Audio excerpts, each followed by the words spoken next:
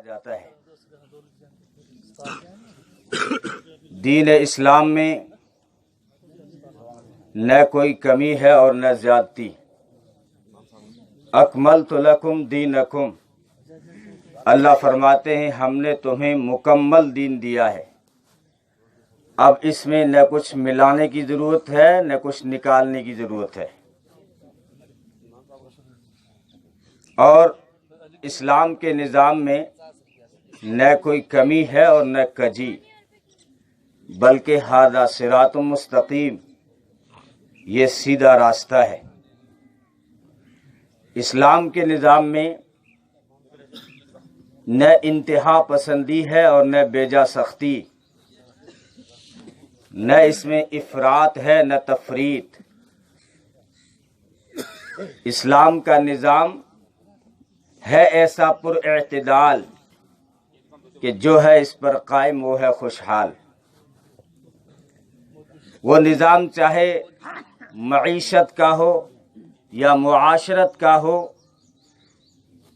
یا تجارت کا ہو یا سیاست کا ہو، چاہے ریاضت ہو یا عبادت، ہر جگہ اسلام نے حد متعین کر رکھی ہے۔ اب اس حد سے نہ پہلے رک سکتے ہیں نہ اس حد کو پار کر سکتے ہیں۔ یا ایھا الذین آمنوا لا تقدموا بین یدی اللہ ورسولہ، اے ایمان والو اللہ اور اس کے رسول سے آگے مت بڑھو۔ ہوں گے تم شانے اپنے آپ کو عقل مند سمجھتے ہوں گے، لیکن یا ایھا الذین آمنوا، او ایمان والو، لا تقدموا بین یدی اللہ ورسولہ، کہ اللہ اور اس کے رسول سے آگے بڑھنے کی کوشش مت کرنا۔ یہ جو آیہ کریمہ ہے اس کا شان نزول، یعنی یہ آیت کب اتری؟ نبی پاک صلی اللہ علیہ وسلم کی خدمت اقدس میں ایک وفد آیا بنو تمیم کا۔ نبی پاک صلی اللہ علیہ وسلم کی موجودگی میں اسی وفد میں جب وہ وفد آ گیا نبی کی خدمت میں، تو وہاں ابو بکر بھی تشریف فرماتے اور حضرت عمر بھی تشریف فرماتے۔ ابھی نبی نے اس وفد کا کوئی امیر طے نہیں کیا تھا کہ اس سے پہلے ابو بکر اور عمر اس پر گفتگو کرنے لگے کہ یہ جو وفد آیا ہے اس کا امیر کون ہونا چاہیے۔ تو حضرت ابو بکر صدیق رضی اللہ تعالیٰ عنہ نے فرمایا اس کا امیر جو ہے قعقاع بن معبد ہونا چاہیے، قعقاع بن معبد۔ حضرت عمر نے فرمایا نہیں، میری رائے یہ ہے کہ اس کا امیر اقرع بن حابس ہونا چاہیے۔ اب یہ معمولی سی بات تھی، چونکہ نبی موجود تھے، نبی نے ابھی اس وفد کا امیر طے نہیں کیا تھا، اور اس امیر کے طے کرنے پر بات وہ کر رہے ہیں جو نبی کے بعد سب سے افضل ہے۔ ابو بکر عمر نبی کے بعد سب سے افضل ہیں، وہ اس پر بحث کر رہے ہیں۔ تو اللہ تعالیٰ نے اس موقع پر یہ آیت اتاری کہ یا ایھا الذین آمنوا لا تقدموا بین یدی اللہ ورسولہ، اے ایمان والو اللہ اور اس کے رسول سے آگے مت بڑھو۔ اے عمر، اے ابو بکر، جب مجلس میں نبی موجود ہیں تو تم کون ہوتے ہو امیر کو طے کرنے والے؟ یعنی ابو بکر اور عمر کے حوالے سے پوری امت کو یہ پیغام دینا تھا کہ کسی بھی معاملے میں تم اللہ اور اس کے رسول سے آگے بڑھنے کی کوشش مت کرنا۔ مفسرین فرماتے ہیں کہ ایک آیت کے کئی شان نزول ہوتے ہیں، بعض مرتبہ ایک آیت کے کئی جو ہے شان نزول ہوتے ہیں، یعنی ایک آیت کو جبریل کئی مرتبہ لے کے آ جاتا ہے۔ مفسرین فرماتے ہیں کہ 3 صحابہ کی مجلس لگی ہوئی ہے اور اس کے اندر گفتگو کر رہے ہیں نبی کی عبادت کے حوالے سے۔ نبی کی عبادت کہ راتیں تھک جاتی تھی، محمد عربی صلی اللہ علیہ وسلم نہیں تھکتے تھے، رات کو قیام میں کھڑے ہوتے تھے تو پنڈلیوں پہ ورم آ جاتا تھا۔ امی عائشہ فرماتی ہیں کہ رو رو کے بعد مرتبہ مصلی بھگو دیتے تھے۔ تو اس پر وہ گفتگو کر رہے ہیں. گفتگو کرنے کے بعد وہ کہنے لگے کہ ہمارا نبی سے کیا موازنہ، نبی تو معصوم ہے، وہ تو بخشے بخشائے ہیں، اگر وہ سو بھی جائیں، پوری رات نہ بھی جاگیں، تب بھی اللہ تعالیٰ نے ان کو پہلے سے ہی بخشش کا پروانہ دے دیا ہے. وہ تو معصوم ہے، ان سے نافرمانی ہوتی ہی نہیں ہے. لیکن ہماری کیا گارنٹی ہے، ہم سے تو گناہ بھی صادر ہو جاتے ہیں.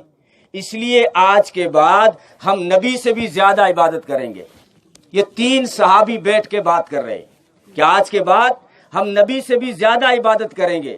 تو ایک بولا، کہنے لگا میں تو آج کے بعد ہے نا زندگی بھر رات کو سوں گا ہی نہیں، زندگی بھر راتوں کو جاگوں گا، کھڑے ہو کر نوافل میں رات گزار دوں گا.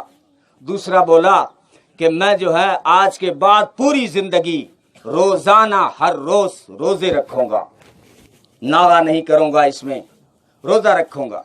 تیسرا بولا میں شادی نہیں کروں گا. ٹینشن ہی ختم، رات بھی عبادت میں گزرے گی، دن بھی عبادت میں گزرے گا. نبی پاک صلی اللہ علیہ وسلم کے پاس جب یہ معاملہ گیا، اس سے پہلے جبریل امین یہ آیت لے کر آ گئے، میرے محبوب آپ کے چند صحابہ یہ گفتگو کر رہے ہیں، ایک کہہ رہا ہے کہ جو ہے میں پوری رات جاگوں گا، دوسرا کہہ رہا ہے پورے دن روزے رکھوں گا، اور تیسرا کہہ رہا ہے میں شادی ہی نہیں کروں گا. انہیں جا کے سمجھائیے، یا ایھا الذین آمنوا لا تقدموا بین یدی اللہ ورسولہ، اے ایمان والو اللہ اس کے رسول سے آگے بڑھنے کی کوشش مت کرو. پھر نبی نے جا کر انہیں سمجھایا کہ جو ہے کہ انا اعلمکم باللہ، میں تم سے زیادہ اللہ کو جانتا ہوں. انا اعلمکم باللہ واتقاکم انا، میں تم سے زیادہ اللہ سے ڈرتا ہوں، میں تم سے زیادہ متقی ہوں، میں تم سے زیادہ عبادت گزار ہوں، مجھے تم سے زیادہ اللہ کی معرفت حاصل ہے. کیا تم مجھ سے آگے بڑھ جاؤ گے؟ خبردار، فمن رغب عن سنتی فلیس منی، جس نے میرے راستے سے ہٹ کر کوئی اور راستہ اپنا لیا وہ مجھ میں سے نہیں ہے. مجھے دیکھو، اتنا متقی ہونے کے باوجود، عبادت گزار ہونے کے باوجود، رات کو جاگتا بھی ہوں تو سو بھی جاتا ہوں، اور بیویوں کے بھی حقوق ادا کرتا ہوں، روزہ رکھتا بھی ہوں تو نہیں بھی رکھتا. نوافل روزے کی بات تھی کہ رکھتا بھی ہوں تو کبھی نہیں بھی رکھتا. یہ ہے میرا معیار. اگر اس معیار کو چھوڑ کر تم کسی اور پیمانے میں جو ہے اپنے اعمال تولو گے تو فلیس منا، تم کسی اور امت سے ہو سکتے ہو، میری امت سے نہیں ہو سکتے. یہی ابو بکر عمر جس کا میں نے ذکر کیا، نبی پاک صلی اللہ علیہ وسلم گشت کرنے نکلے رات کو، اپنے جانثاروں کو سنبھالنے، وفاداروں کو دیکھنے. دیکھا کہ ابو بکر اپنے گھر میں تہجد میں کھڑے ہو کے قرآن پڑھ رہے اور بہت آہستہ پڑھ رہے تھے. لیکن نبی پاک صلی اللہ علیہ وسلم نے اس وقت کچھ نہیں کہا، آگے چل دیے. آگے حضرت عمر رضی اللہ تعالیٰ عنہ کے گھر کے پاس سے گزرے تو حضرت عمر رضی اللہ تعالیٰ عنہ بہت زور سے قرآن کریم کی تلاوت کر رہے تھے، آواز گونج رہی تھی گھروں سے باہر. اس وقت کو کچھ نہیں کہا. لیکن جب فجر میں آئے، نبی پاک صلی اللہ علیہ وسلم نے فجر کی نماز پڑھائی اور سلام پھیرا، کہا ابو بکر اور عمر آگے آ جائیں. جب وہ قریبی تھے آگے ہوئے تو فرمایا ابو بکر، رات کو میں تیرے گھر کے پاس سے گزرا تھا، تم قرآن کریم کو بہت آہستہ پڑھ رہے تھے، ایسا کیوں؟ ابو بکر کا جواب ایسا ہے کہ سونے کے قلم سے لکھنے کے قابل ہے. فرمایا اللہ کے رسول، جس کو سنانا تھا وہ تو سن رہا تھا، جس کو سنانا تھا وہ تو سن رہا تھا، مجھے تو اللہ کو سنانا تھا، وہ تو سن رہا تھا، دنیا سنے یا نہ سنے. تو حضرت عمر کی طرف دیکھا، ہاں عمر تم بہت زور سے قرآن پڑھ رہے تھے، کیا بات ہے؟ اب حضرت عمر کا جواب ایسا ہے کہ آپ سونے کے قلم سے لکھیں گے. فرمایا اللہ کے رسول، سوتوں کو جگا رہا تھا، شیطان کو بھگا رہا تھا. کتنا پیارا جواب ہے. سوتوں کو بیدار کر رہا تھا، متوجہ کر رہا تھا کہ اللہ کے بندے یوں کھڑے ہو کے قرآن پڑھتے ہیں، اور شیطان تو میرا ازلی دشمن ہے، میں شیطان کو بھگا رہا تھا. ازلی دشمن کا مطلب یہ ہے، لکھا ہے علماء نے، جس گلی سے عمر جاتے تھے وہاں شیطان کی ماں مر جاتی تھی، شیطان وہ گلی ہی چھوڑ دیتا تھا. لیکن نبی پاک صلی اللہ علیہ وسلم نے اب یہاں پر اپنا معیار قائم کیا. فرمایا ابو بکر، تم نے یہ طریقہ اپنی منشا سے طے کیا تھا، اے عمر تم نے یہ طریقہ اپنی منشا سے طے کیا تھا، آج کے بعد اے ابو بکر تھوڑا زور سے پڑھنا، اے عمر تھوڑا آہستہ پڑھنا، تاکہ تمہاری تلاوت بھی نبی کے معیار پہ آ جائے۔ یعنی دین جو ہے اپنی مرضی پہ چلنے کا نام دین نہیں ہے، چاہے وہ چیز کتنی ہی اچھی کیوں نہ ہو۔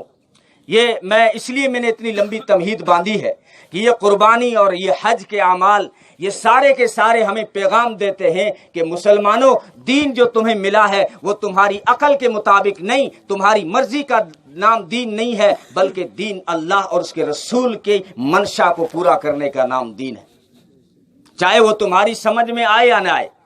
اب ایسے اعمال دیے ہیں کہ سب سمجھ میں نہیں آئیں گے۔ قربانی، باپ اپنے